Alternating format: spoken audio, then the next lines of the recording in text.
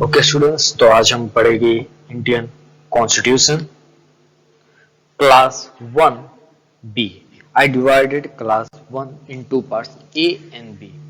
So he is already on the YouTube and you can watch it. Class 1A and here is a class 1B. Okay. Here, first of all, history of Indian Constitution. Now, in this lecture, we will learn only one topic: history of Indian Constitution, because there is so many details, in this. Because India history is very vast and is बहुत बड़ी history है India की, और उस history में हमें constitution की history पढ़नी है, वो भी बहुत बढ़िया है. लेकिन यहाँ एक क्वेश्चन आता है, हम पॉलिटी पढ़ रहे हैं, इंडियन कॉन्स्टिट्यूशन पढ़ रहे हैं, तो उसमें हमें हिस्ट्री पढ़ने की जरूरत क्या है? हम पॉलिटी पढ़ रहे हैं ना, इंडियन कॉन्स्टिट्यूशन की पॉलिटी पढ़ रहे हैं, लेकिन उसमें हमें हिस्ट्री पढ़ने की जरूरत क्यों हो गई? तो ये हिस्ट्री इंपॉर्टेंट इसलिए हो जाती है क्योंकि ये हमारा कॉन्स्टिट्यूशन का बेस हो जाता है. हमने कॉन्स्टिट्यूशन क्यों बनाया, क्यों रिक्वायर्ड थी, ये हमने देख लिया. लेकिन इंडियन कॉन्स्टिट्यूशन का बेस ब्रिटिशर्स ने डाला था, इसलिए ये इंपॉर्टेंट हो जाता है कि उसकी हिस्ट्री भी पढ़ी जाए और किस तरह ब्रिटिशर्स ने इंडिया को कंट्रोल करने के लिए इस कॉन्स्टिट्यूशन का इस्तेमाल किया था, वो भी हम सीखेंगे. ओके, चलिए ये लेक्चर स्टार्ट हो उससे पहले थोड़ी हिस्ट्री कर लेते हैं हम लोग, क्योंकि हिस्ट्री इसलिए इंपॉर्टेंट है क्योंकि तभी आप समझ पाओगे कि Indian constitution step by step तभी समझ में आएगी. हमें अपनी हिस्ट्री समझनी होगी. ठीक है, मैं ईयर वाइज थोड़ा बहुत लिख दूंगा, ईयर ऐसे ही होंगे, जैसे फिक्स नहीं होगा. जैसे कि हम शुरुआत करते हैं 1600 से. 1600 में first time east India company establish हुई और वो इंडिया में आई. क्यों? ट्रेडिंग करने के लिए, बिजनेस करने के लिए. फर्स्ट टाइम हुआ ये. ओके, 1600 में वो आई, उसने ट्रेडिंग स्टार्ट किया, बाद में उसने रूल करना स्टार्ट कर दिया. बाद में ईस्ट इंडिया कंपनी ने इंडिया के ऊपर रूल करना स्टार्ट कर दिया. इसने इंडिया को अपने कंट्रोल में कर लिया. क्यों? अब यहां ऐसा क्या हुआ कि ईस्ट इंडिया कंपनी जो ट्रेडिंग करने आई थी, बिजनेस करने आई थी, उसने रूल किया. रीजन ये था कि हमारे जो रूलर्स थे, जो किंग थे, वो ईस्ट इंडिया कंपनी को बहुत ही ज्यादा परेशान कर रहे थे. रीजन ये था कि ईस्ट इंडिया कंपनी बहुत ही ज्यादा प्रॉफिट कर रही थी, लेकिन टैक्स पे नहीं करना चाहते थे. जो रूलर टैक्स मांग रहे थे वो टैक्स पे नहीं करना चाहते थे. तो यहां पे हो ये रहा था कि इंडिया के रूलर उसे बहुत ज्यादा परेशान करने लगे कि आप हमें टैक्स दो. ईस्ट इंडिया कंपनी मना कर दिया, टैक्स नहीं देंगे हम लोग.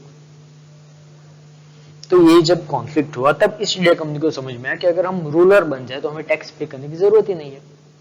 इसलिए उन्होंने रूलर बनने का फैसला किया. उन्होंने सबसे पहले वेस्ट बंगाल को अपने कंट्रोल में किया. Sorry, not West Bengal, that time it's only Bengal को अपने कंट्रोल में किया. एंड देन आफ्टर उन्होंने दिल्ली, हैदराबाद, मैसूर, इन सभी मराठा, उन सभी को अपने कंट्रोल में कर लिया. तो इस तरह से ईस्ट इंडिया कंपनी ने अपनी ट्रेडिंग कंपनी से अब रूलर कंपनी बन गए. अब ईस्ट इंडिया कंपनी का मेन मोटिव क्या था कि वो प्रॉफिट करना चाहती थी, बस ट्रेडिंग करना था, बिजनेस करना था. वो बिजनेस माइंडेड थे, उसे रूलिंग करने में कोई इंटरेस्ट नहीं था. रूलर इसलिए बने थे कि हम जो रूलर उसे परेशान कर रहे थे टैक्स के लिए, वो परेशान ना करें. तो वो बस बिजनेस पे ध्यान रही थी. किसी तरह की कोई भी ऐसी एक्टिविटी नहीं थी जिस वजह से देश में, हमारी कंट्री में कुछ ग्रोथ हो. उसके बाद ईस्ट इंडिया कंपनी ने अपनी पावर और ज्यादा बढ़ाई. कहां बढ़ाई? इंडिया की जगह उन्होंने ब्रिटिश पे अपनी पावर बढ़ानी स्टार्ट कर दी. यूके के ऊपर, यूनाइटेड किंगडम के ऊपर उन्होंने अपनी पावर बढ़ानी स्टार्ट की, क्योंकि ईस्ट इंडिया कंपनी अब रूलर बन चुकी थी इंडिया में, बहुत ज्यादा पैसा बना रहे थे. उन पैसों का इस्तेमाल करके वो ब्रिटिश की जो गवर्नमेंट है उसे कंट्रोल कर रही थी. ये बात वहां के लोगों को पसंद नहीं आई, वहां के किंग को पसंद नहीं आई. तो उन्होंने क्या किया? उन्होंने एक कॉन्स्टिट्यूशन बनाना स्टार्ट किया. तब कॉन्स्टिट्यूशन बनना स्टार्ट हुआ. किसने? ब्रिटिश गवर्नमेंट ने बनाना स्टार्ट किया. क्यों? ईस्ट इंडिया कंपनी को कंट्रोल करने के लिए. तो वहां से शुरू होती है हमारी हिस्ट्री ऑफ इंडियन कॉन्स्टिट्यूशन। तो हम वहीं से शुरुआत करेंगे। ये हिस्ट्री आपको पॉलिटिकली समझनी जरूरी है, लेकिन आपका एक बेसिक कॉन्सेप्ट क्लियर हो कि कॉन्स्टिट्यूशन क्यों बनाया गया ब्रिटिशर्स ने, ये समझाने के लिए मैंने इसमें ये थोड़ी डिटेल ऐड कर दी। आपको एग्जाम रिलेटेड इसे याद रखने की जरूरत नहीं है। तो चलो शुरुआत करते हैं। पहला एक्ट जो था उसे कंपनी रूल बोला जाता है। चलिए हम हिस्ट्री को और थोड़ा एक्सटेंड करते हैं। अब हिस्ट्री जो है हमने दो पार्ट में डिवाइड कर दी, एक कंपनी, दूसरा क्राउन। एक कंपनी रूल, दूसरा क्राउन रूल। अब कंपनी रूल में कौन कौन से एक्ट आए? सो रेगुलेटिंग एक्ट 1773, मतलब जो पहला एक्ट आया था 1773 में, वो कंपनी रूल था। ओके, वो फर्स्ट टाइम ब्रिटिशर्स ने कॉन्स्टिट्यूशन बनाना स्टार्ट किया था। उसके बाद आया Pitt's India act 1784, charter act 1833, charter act 1853। अब यहां से हिस्ट्री चेंज हो जाती है, हमारी इंडिया की हिस्ट्री थोड़ी सी चेंज हो जाती है। अब यहां से हिस्ट्री थोड़ी चेंज हो जाती है, क्यों? क्योंकि हमने रिवोल्ट हुआ 1857, फर्स्ट वॉर ऑफ इंडिपेंडेंस हुई। ये रिवोल्ट 1857 क्यों हुआ? क्योंकि हम ईस्ट इंडिया कंपनी को हटाना चाहते हैं। ये इंडिया में हुआ था। ओके, ये फर्स्ट वॉर ऑफ इंडिपेंडेंस बोला जाता है, जिसमें रिवोल्ट हुआ 1857, जिसमें हमने रानी लक्ष्मीबाई, मंगल पांडे, तात्या तोपे, ऐसे बहुत सारे, बेगम महल, ऐसा भी बहुत सारे ऐसे फाइटर्स हमने देखे, बहुत ही सारे लीडर हमने देखे, बहादुर शाह, वो सब लीडर आए जिन्होंने ब्रिटिश कंपनी को हटाने की कोशिश की।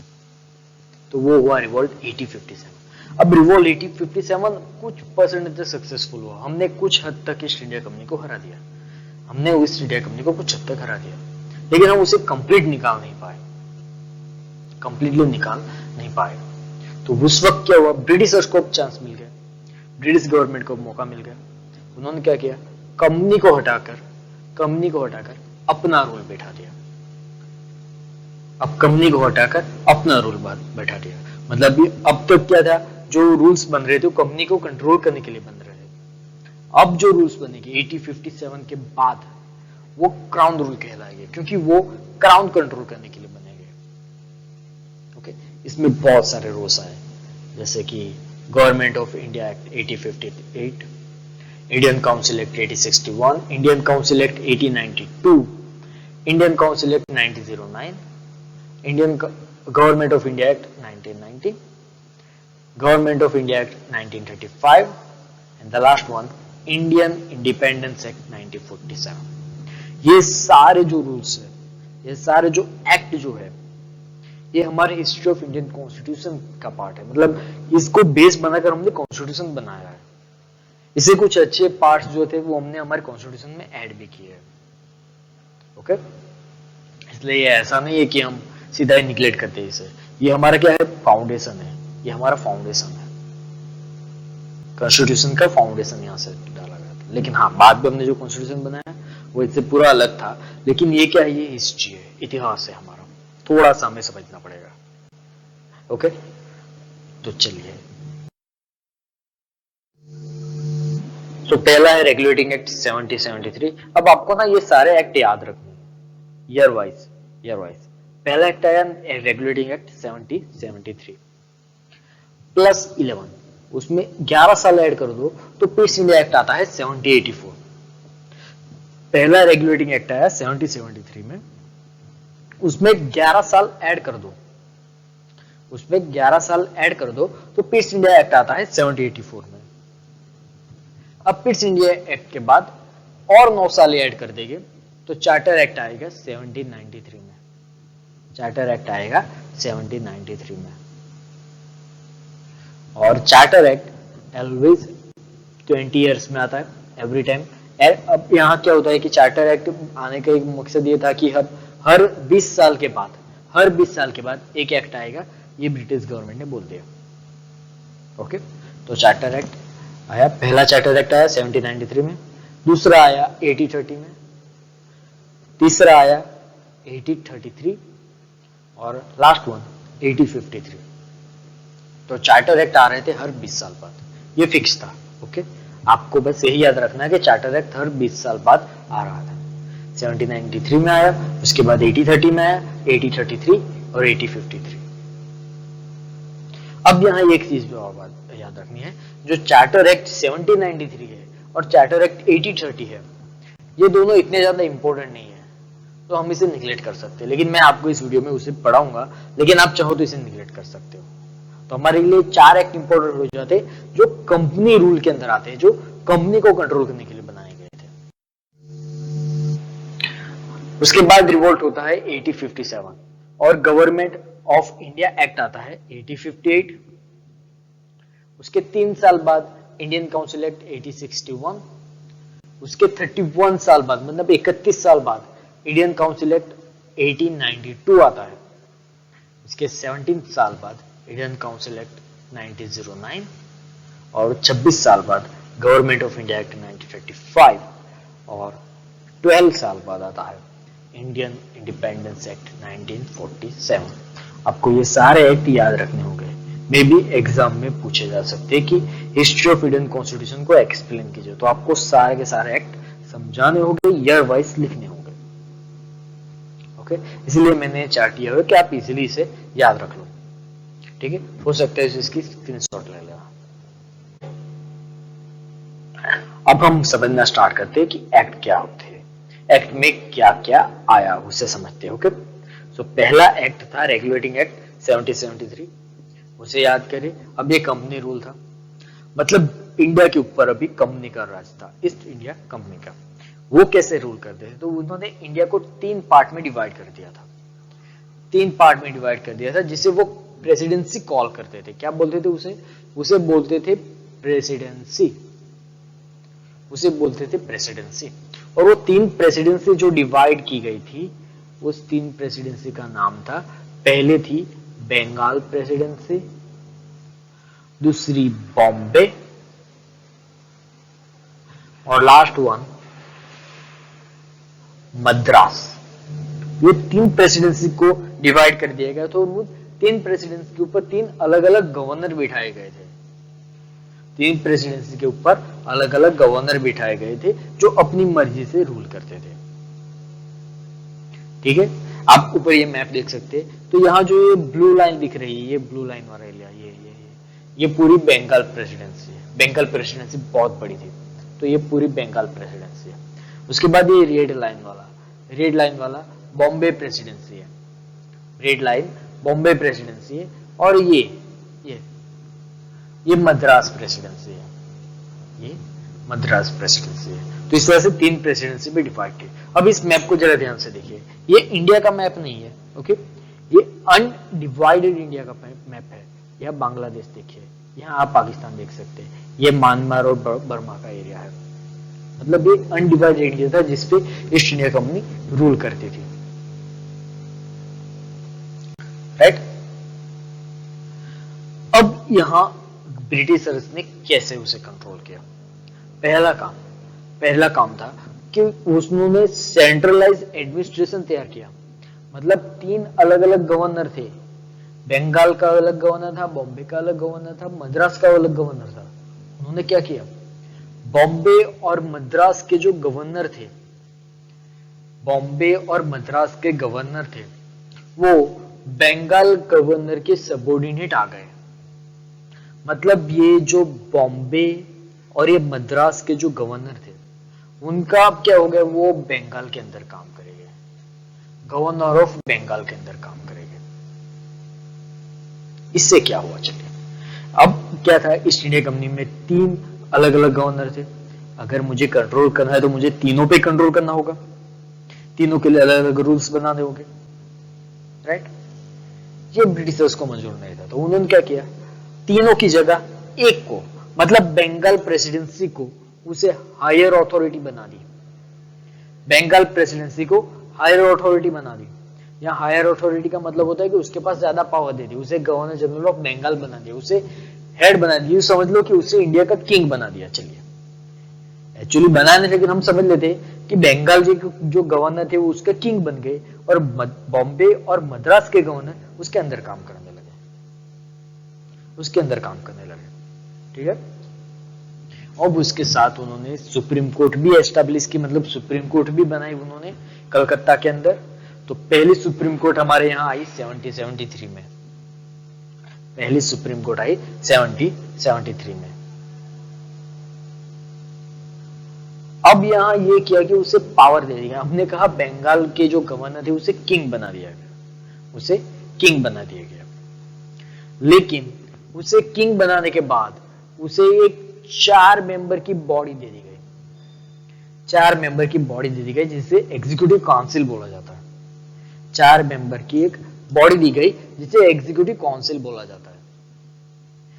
ये क्या था, मतलब अब बंगाल के पास पावर जरूर है, बंगाल गवर्नर के पास पावर जरूर है, वो किंग की तरह रूल कर सकते हैं, बट उसे ये जो 4 मेंबर है एग्जीक्यूटिव काउंसिल के, उनकी बातें माननी होगी। और ये 4 जो मेंबर है एग्जीक्यूटिव काउंसिल के, उसे ब्रिटिश गवर्नमेंट सिलेक्ट करती थी। मतलब यहां क्या था कि ईस्ट इंडिया कंपनी का रूलर अभी भी था, अभी भी ईस्ट इंडिया कंपनी का रूल था, बट उसे कंट्रोल अब ब्रिटिश कर रही थी क्योंकि उसके 4 मेंबर एग्जीक्यूटिव काउंसिल में आ गए, एक नई अथॉरिटी यहां बना दी गई, राइट। और जो first governor general of Bengal बने वो थे लॉर्ड वैरन हेस्टिंग, वो थे first governor general of Bengal. Okay, चलिए इस एक्ट में इतना याद रखना है कि जो बंगाल प्रेसिडेंसी थी वो ज्यादा पावर में आ गई और बॉम्बे और मद्रास प्रेसिडेंसी उसके नीचे काम करने लगी। ओके, इसे कहते हैं centralise administration. Next East India act की बात करते हैं, इसे सेटलमेंट एक्ट बोला जाता है। सेटलमेंट एक्ट इसलिए क्योंकि जो प्रॉब्लम हुई थी, जो एरर रह गई थी पहले एक्ट में 1773 में, उस एक्ट को प्रॉब्लम को यहां सॉल्व किया गया। कैसे कि उन्होंने न्यू बॉडी बनाई जिसे board of control to manage political affairs, मतलब पॉलिटिकल अफेयर को मेंटेन करने का काम एक नई बॉडी बनाकर दे दिया गया। और उसके बाद कमर्शियल और पॉलिटिकल फंक्शन कंपनी का अलग कर दिए। अभी भी कंपनी की पावर घटाई जा रही है। हमने प्रीवियस लेक्चर में देखा है कि गवर्नर के पास गवर्नमेंट के पास 3 तरह के पावर होते हैं, जुडिशरी, एग्जीक्यूटिव और लेजिस्लेटिव। यहां हो ये रहा है कि पहले में 1773 में उन्होंने एग्जीक्यूटिव बॉडी बना दी, मतलब कि गवर्नर के पास, मतलब रूलर गवर्नमेंट के पास से एग्जीक्यूटिव पावर ले ली। उनके पास अभी भी लेजिस्लेटिव पावर थी, जुडिशरी भी सुप्रीम कोर्ट की वजह से चली गई थी, अभी भी उनके पास लेजिस्लेटिव पावर थी। अब उस पावर को अलग किया गया। कैसे? एक नई बॉडी बनाई गई, मतलब अब उनके पास जो लेजिस्लेटिव पावर थी वो छीन ली जाने वाली थी, क्योंकि उसके लिए एक अलग बॉडी बना दी गई। और कंपनी को बोल दिया गया कि वो कमर्शियल और पॉलिटिकल फंक्शन दोनों अलग अलग करे, दोनों अलग अलग करे। यहां ऐसा नहीं था कि कंपनी बिजनेस भी कर रही है और पॉलिटी भी कर रही है। यहां अब अलग होने वाला था कि कंपनी का बिजनेस अलग चल रहा है, पॉलिटी अलग चल रही है। मतलब जो कंट्रोल था वो अभी भी कम किया जा रहा है, कंट्रोल था वो अभी भी कम किया जा रहा है। अब क्या हुआ? Establish system of double government, मतलब यहाँ 2 गवर्नमेंट आ गई। एक गवर्नमेंट जो बिजनेस कर रही थी, मतलब ईस्ट इंडिया कंपनी जो बिजनेस कर रही थी। ब्रिटिश क्या कर रही थी? वो पॉलिटिकल पावर को कंट्रोल कर रही थी, मतलब बिजनेस करने वाली गवर्नमेंट अलग और पॉलिटिकल पावर को कंट्रोल करने वाली गवर्नमेंट अलग। मतलब यहाँ हमें 2 गवर्नमेंट, और इंडिया को नाम दे दिया गया ब्रिटिश पोजीशन इन इंडिया, मतलब ब्रिटिश के कंट्रोल में रहने वाला भारत, ये नाम उसे दिया गया। उसके बाद चार्टर एक्ट 1793, अभी भी पावर को सेंट्रलाइज किया जा रहा है, अब क्या था कि लेजिस्लेटिव पावर जो है गवर्नर जनरल की वो वापस मिली। सेटलमेंट चल रहा है ना, अभी भी वो डिसाइड नहीं कर रहे क्या करना चाहिए। एग्जीक्यूटिव पावर तो चली गई थी, लेजिस्लेटिव पावर भी ले ली गई थी, लेकिन अब वापस उसे दे दी कि आप चलो कंट्रोल करो, थोड़ा बहुत देख लेंगे। ओके, 1793 में ये 2 पार्ट। लेकिन 1830 में जो हुआ वो बहुत ही ज्यादा खतरनाक था। क्या किया? ईस्ट इंडिया कंपनी की मोनोपोली थी ट्रेडिंग की, वो कैंसिल कर दी, वो एंड कर दी। ईस्ट इंडिया कंपनी की जो ट्रेडिंग करने की मोनोपोली थी वो एंड कर दी 1830 में। अब यहाँ मोनोपोली क्या थी कि मैंने बोला जैसे ही 1600 में ईस्ट इंडिया कंपनी आई थी इंडिया में ट्रेडिंग करने के लिए, तो वहां उस वक्त क्या हुआ था कि ब्रिटिशर्स ने बोला था कि आपके अलावा ईस्ट इंडिया कंपनी के अलावा कोई और दूसरी कंपनी ईस्ट इंडिया के साथ ट्रेड नहीं करेगी, सिर्फ आप लोग ही ट्रेड करोगे। ये पावर चार्टर एक्ट के तौर पे फर्स्ट टाइम जब ईस्ट इंडिया कंपनी आई थी तब दे दी गई थी। अब चार्टर एक्ट आया 1830 में, मतलब कि वो जो मोनोपोली थी वो चली गई, मतलब अब दूसरी कंपनी अब यहाँ आ के ट्रेडिंग कर सकती है। मतलब ईस्ट इंडिया कंपनी का जो पावर था वो अभी भी घटाया जा रहा है, वो अभी भी घटाया जा रहा है। पहले एग्जीक्यूटिव पावर ले ली, बाद में लेजिस्लेटिव पावर ले ली, बाद फिर वापस लेजिस्लेटिव पावर दे दी। अब क्या करे, वो ट्रेडिंग करने की मोनोपोली भी उसकी कम कर रहे हैं, मतलब और कंपनी यहाँ आई। उसके बाद चार्टर 33, अब फाइनल स्टेप टुवर्ड्स सेंट्रलाइजेशन, मतलब ये आखिरी स्टेप था जिसकी वजह से सेंट्रलाइजेशन हुआ। क्या हुआ, बॉम्बे और मद्रास प्रेसिडेंसी कैंसिल कर दी, बॉम्बे और मद्रास प्रेसिडेंसी कैंसिल कर दी। पहली बात थी कि बॉम्बे और मद्रास प्रेसिडेंसी के पास भी 3 पावर थी, एग्जीक्यूटिव और लेजिस्लेटिव। क्या किया, उनकी लेजिस्लेटिव पावर कैंसिल कर दी, मतलब वो बस अब एग्जीक्यूटिव बन के रह गए, मतलब बंगाल गवर्नमेंट जो ऑर्डर देगी वो उसे मानना होगा। मतलब क्या हुआ कि बंगाल गवर्नमेंट हेड बन गया, बंगाल गवर्नमेंट हेड बन गया, वो प्राइम मिनिस्टर की तरह बिहेव करने लगी, और बॉम्बे और मद्रास के गवर्नर चीफ मिनिस्टर की तरह। हालांकि हमारे पास लेजिस्लेटिव पावर है चीफ मिनिस्टर के पास, लेकिन यहाँ वो पावर छीन ली गई, मतलब जो बॉम्बे बंगाल बनेगा वो हमें करना पड़ेगा। अब यहाँ नाम भी चेंज कर दिया गया। क्या हुआ, गवर्नर जनरल ऑफ बंगाल को हटाकर वहां नाम दे दिया गया गवर्नर जनरल ऑफ इंडिया, मतलब अब बंगाल, बॉम्बे, मद्रास तीनों को प्रेसिडेंसी की पावर नहीं थी, अब गवर्नर जनरल ऑफ इंडिया बनाया गया। अब क्या हुआ, अब इंडिया बना था, बंगाल बना, ईस्ट इंडिया कंपनी का पावर नहीं था। अब इंडिया कंप्लीट अंदर ब्रिटिश क्राउन के अंदर आ गई, कंप्लीट ब्रिटिश क्राउन के अंदर आ गई। अब ईस्ट इंडिया कंपनी की जो कमर्शियल बॉडी थी, जो ट्रेडिंग देखती थी, उसे बंद कर दी। मतलब अभी भी ईस्ट इंडिया कंपनी का पावर घटाया जा रहा है।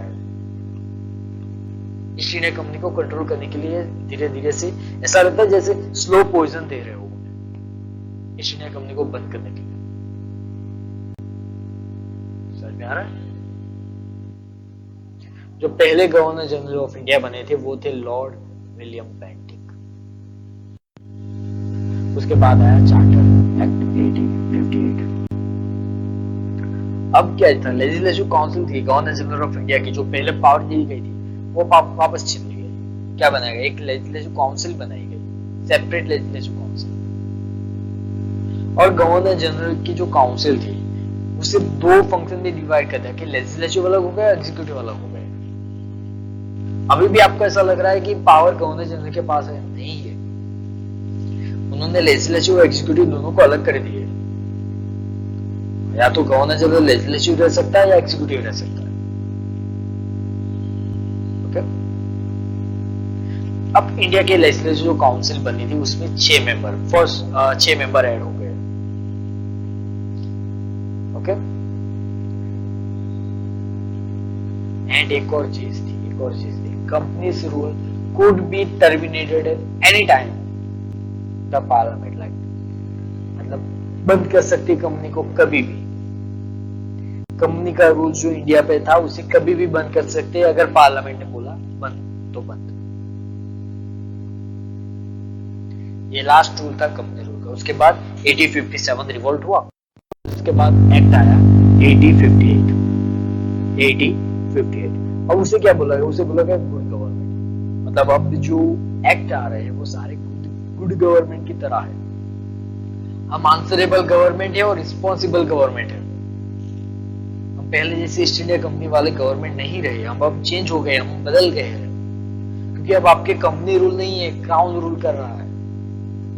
क्राउन आंसरेबल है गवर्नमेंट, क्राउन रिस्पॉन्सिबल गवर्नमेंट है।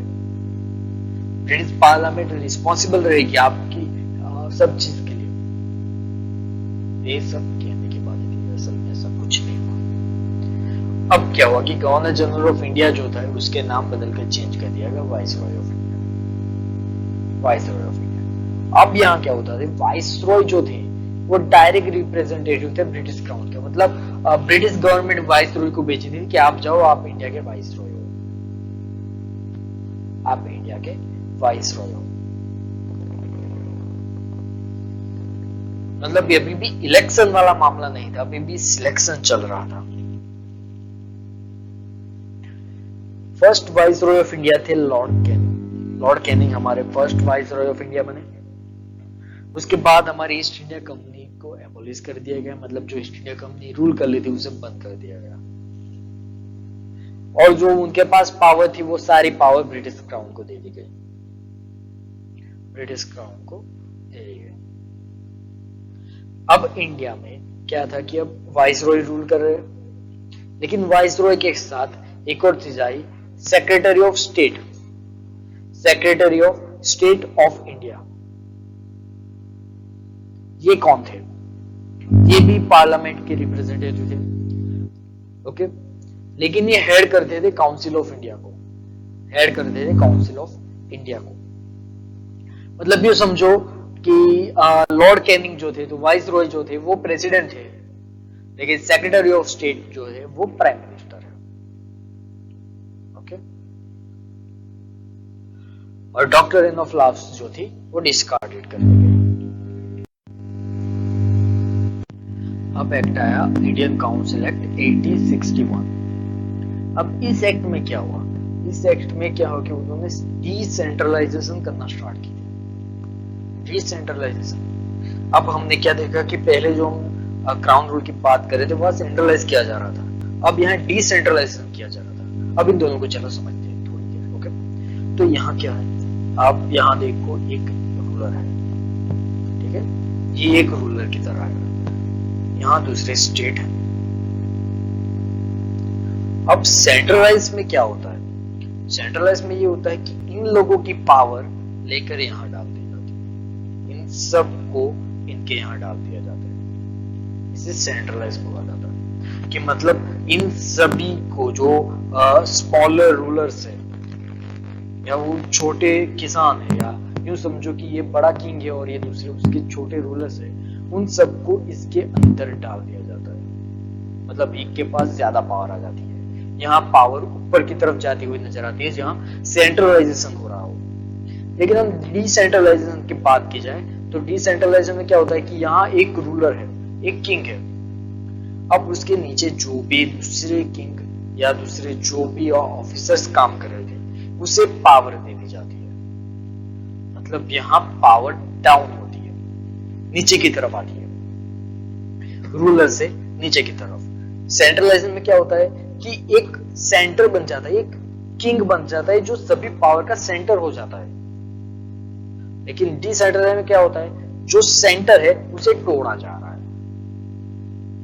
उसकी पावर को घटाया जा रहा है, उसकी पावर दूसरे जो पावरफुल लोग हैं उनके साथ शेयर करनी पड़ रही है, तो इसे डिसेंट्रलाइजेशन बोलते हैं। अब यहाँ डिसेंट्रलाइजेशन स्टार्ट हो गया।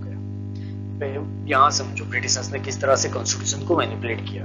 पहले उन्होंने सेंट्रलाइजेशन किया, मतलब एक को ज्यादा पावर दे दी, उसे कंट्रोल करके उसे हटाकर अब अपना वाइसरॉय आ गए। अब डिसेंट्रलाइजेशन करना स्टार्ट किया, है ना। पहले एक को पावर दी, उसे हटाया, अपना बैठ गए। अब पावर कम करनी स्टार्ट कर दो वापस से, सबको जो जो पावर देनी थी वो वापस देनी स्टार्ट कर दो। तो इसलिए डिसेंट्रलाइजेशन करना स्टार्ट किया हम लोगों ने। लेकिन यहाँ क्या था डिसेंट्रलाइजेशन, हमारे पास तो तीन ही प्रेसिडेंसी थी ना, बॉम्बे, मद्रास और बंगाल। लेकिन यहाँ जो डिसेंट्रलाइजेशन हो रहा था उसका एक अलग ही फंक्शन था। यहाँ क्या हो रहा था कि जो पावर जो दी जा रही थी वो प्रिंसली स्टेट को दी जा रही थी। प्रिंसली स्टेट मतलब छोटे स्टेट जिनके अंदर कोई किंग रूल करना चाहता हो, उसे बोला गया कि आप रूल करो, आप लॉ एंड ऑर्डर मेंटेन करो, आपको जो भी चीज है कि वो हम देंगे। आपके जो भी इंटरनल इन्फ्लुएंस होगा हम उसमें इंटरफेयर नहीं करेंगे, लेकिन आपको हमारे अंदर रह के काम करना होगा। आपको थोड़ी बहुत पावर दे दी जाएगी, उन रूलों को आपके एरिया के हिसाब से थोड़ी बहुत पावर दे दी जाएगी, लेकिन पूरी पावर हमारे पास ही रहेगी। सो प्रिंसली स्टेट को थोड़े बहुत पावर दे दिए गए। तो ये था फर्स्ट स्टेट ऑफ डिसेंट्रलाइजेशन। अब जो लेजिस्लेटिव असेंबली थी हमारी, जो रूल बनाने वाली असेंबली थी, उसके अंदर raja of Banaras, maharaja of Patiala and Dinkar Rao, इन तीन को ऐड किया गया। ये क्या थे? लॉ मेकिंग प्रोसेस में इंटरफेयर कर सकते थे, लॉ बना सकते थे, लेकिन असल में इन लोगों को वोटिंग करने की राइट नहीं थी, ये बस डिस्कस कर सकते थे। उस वक्त पूरे पावर नहीं दिए गए। और एक पावर वाइसरॉय को दिया गया जो ऑर्डिनेंस डिक्लेयर कर सकता है।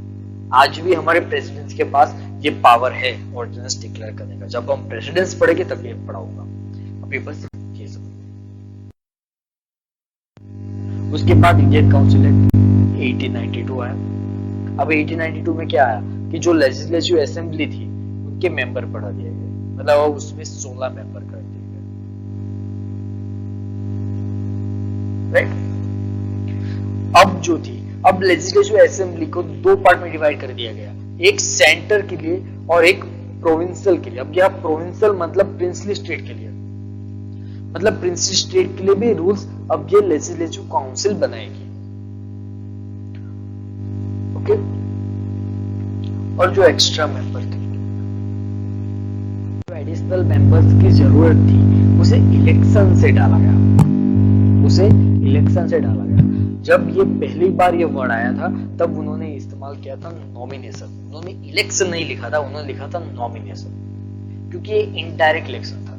यहाँ क्या होता थे, बड़े बड़े जमींदार होते थे, बड़े बड़े बिजनेसमैन होते थे, या उनके कोई एंग्लो इंडियंस थे, वो लोगों को वोट करने के राइट थे। बाकी किसान, फार्मर्स, स्मॉल मार्जिनल लोगों को वोटिंग करने के राइट नहीं थे, इसलिए इसे इनडायरेक्ट इलेक्शन में बोला गया, राइट।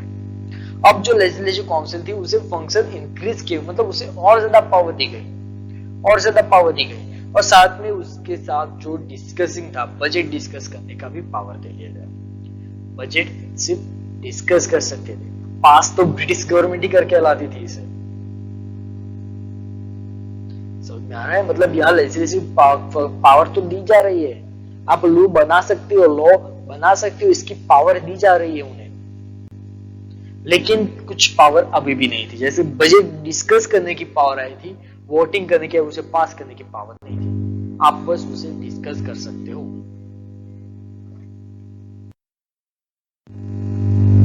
उसके बाद आया इंडियन काउंसिल एक्ट 1909, जिसमें हमने मॉर्ले मिंटो रिफॉर्म कहे।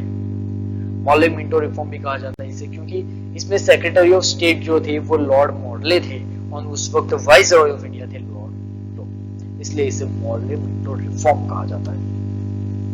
मॉर्ले मिंटो रिफॉर्म कहा जाता है।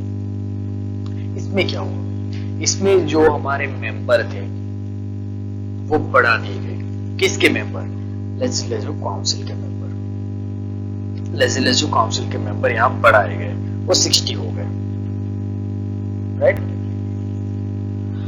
अब क्या था, अब उसमें एक सेपरेट इलेक्टोरेट लेके आए वो लोग, सेपरेट इलेक्टोरेट लेके आए।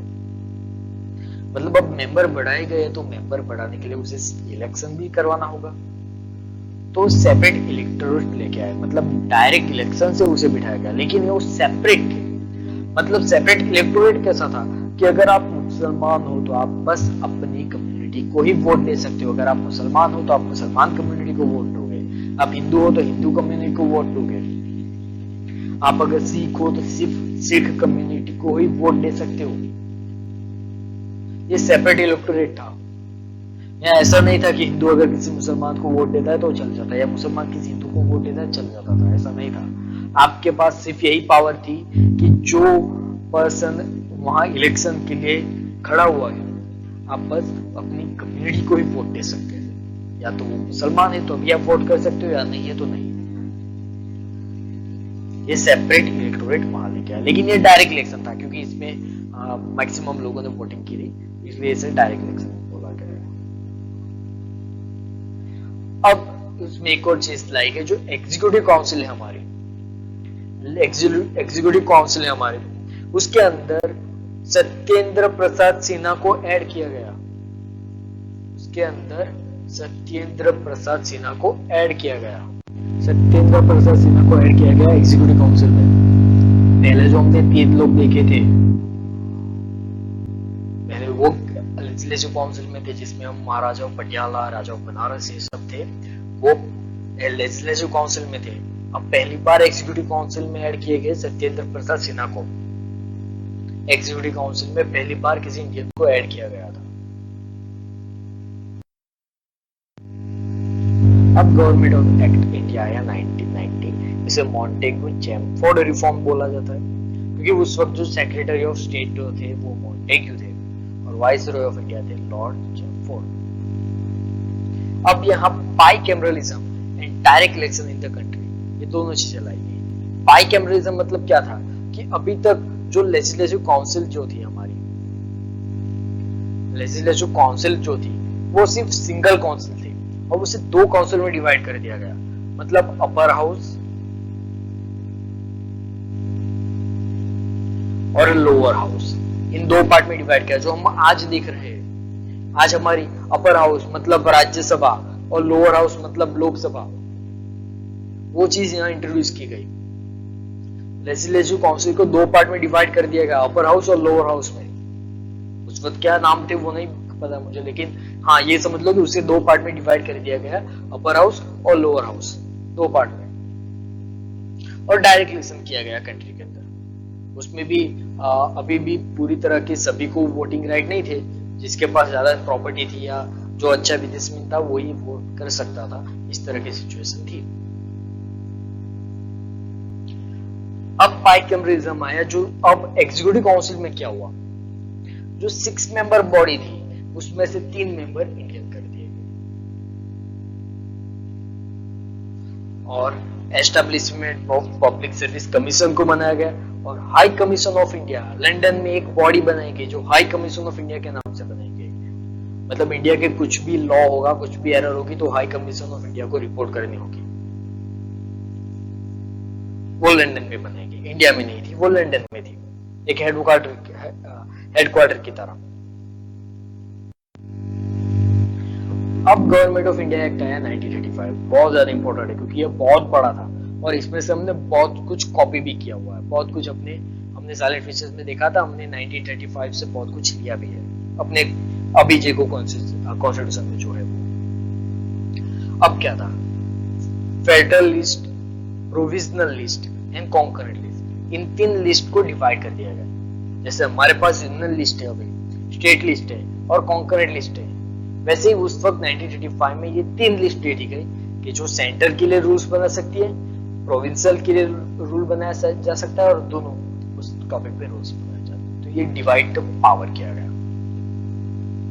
और 10% of total population got a voting right. 10% लोग ही वोट कर सकते हैं। मतलब सोच के देखो यार, मतलब 10 लाख में से सिर्फ 1000 लोग वोट कर सकते हैं, सॉरी 1 लाख लोग वोट कर सकते हैं। तो ऐसे सिचुएशन बनाई गई थी। और पहली बार हमने रिजर्व बैंक ऑफ इंडिया का एस्टेब्लिशमेंट किया, उसका फाउंडेशन डाला और काउंसिल ऑफ इंडिया जो थी उसे एबोलिश कर दी गई। काउंसिल ऑफ इंडिया की जो काउंसिल थी उसे एबोलिश कर दी गई।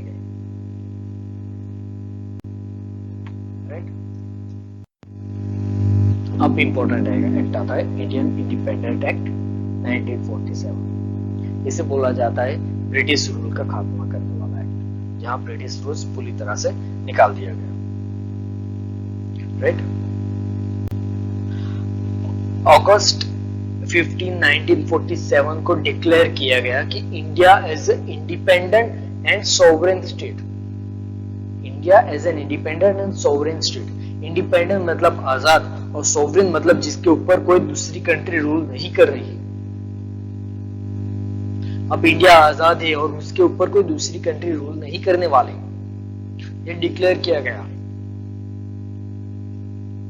लेकिन उसके साथ एक चीज भी, हमें आजादी के साथ बहुत सारा दर्द मिला यार, बहुत सारा, बहुत लोगों ने बहुत दर्द सहा के साथ। तो हमें पार्टीशन मिला यार, पार्टीशन मिला। तो अलग अलग डोमिनेंस बनाए गए, इंडिया और पाकिस्तान वो दिया गया, इंडिया अलग है पाकिस्तान अलग है, दो अलग अलग डोमिनेंस बनाए गए।